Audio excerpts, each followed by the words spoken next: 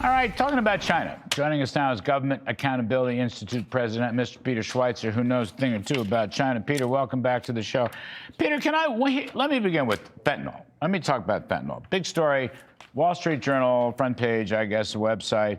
So we're going to have another fentanyl deal, okay? China is expected to commit to more controls to the precursor chemicals used to make fentanyl, blah, blah, blah. Do you know that? I was at the meeting 7 years ago in Buenos Aires, Argentina, G20, between Trump team and Xi Chinese team. I was there. First issue was fentanyl. China's been saying no more fentanyl, no more precursor chemicals for 7 years, Peter. Why in God's name should we believe them now? I'm going to start with that. That's not my only thing. But I mean, really, here we go again.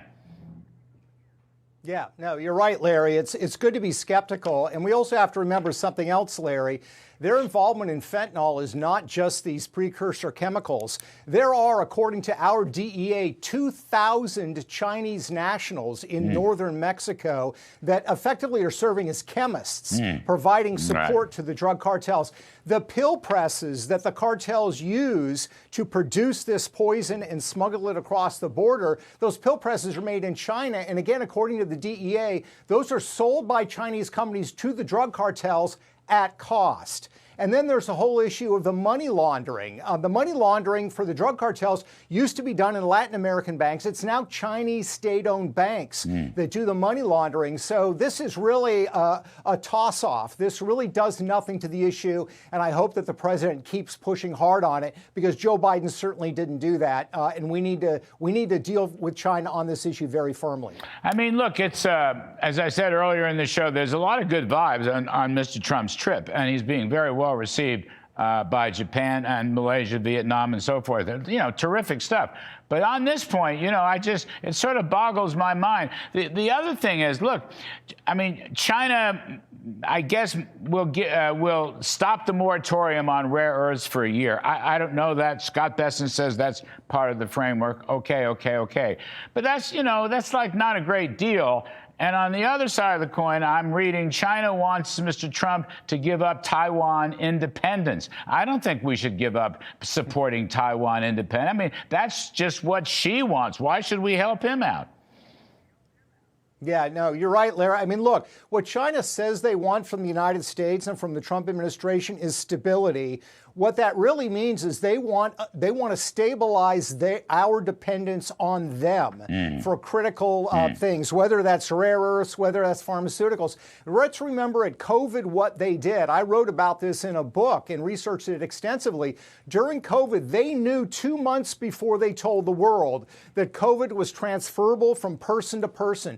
They waited 60 days to tell us. What did they do in those 60 days? They hoarded PPE supplies around the world so they could gain leverage on us. That is the regime we're dealing with. So we need to recognize anything that is agreed upon with China is subject to further negotiation. And anytime they feel the need to go back to pressuring us on rare earths, pressuring us on pharmaceuticals, they will do so. The agreements really don't create the kind of stability that I think a lot of investors think it does. Or whether China will cease buying Russian oil. I mean, China has been financing the Ukraine war for Russia because they've been buying all their oil. They're the biggest purchaser. Now, we have tough sanctions, to be sure. They could be knocked out of the whole dollar financial system if push came to shove.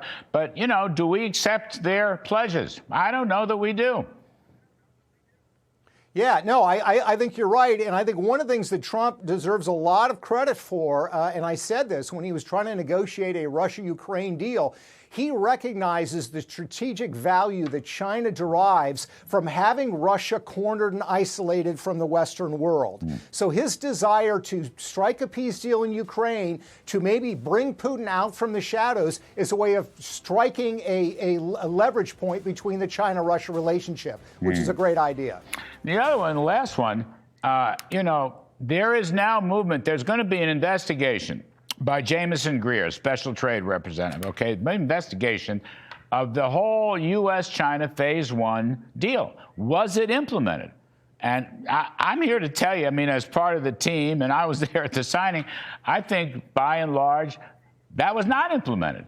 And I think this is something that has to come up again and again. We need to hold it over their head.